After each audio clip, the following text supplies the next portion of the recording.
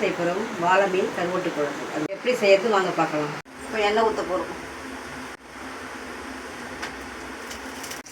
வெந்தயம், கடுகு நல்லா பொரிஞ்சிருச்சு. இப்போ வெங்காயம் போட்டு வதக்கணும். சேர்த்துக்கலாம். வெங்காயம் வதங்கிச்சு. இப்போ தக்காளி சேர்த்துக்கலாம். கத்திரிக்காய், முருங்கைக்காய், உருளைக்கிழங்கு, மாங்காய் போட்டு சேர்த்து வதக்கணும்.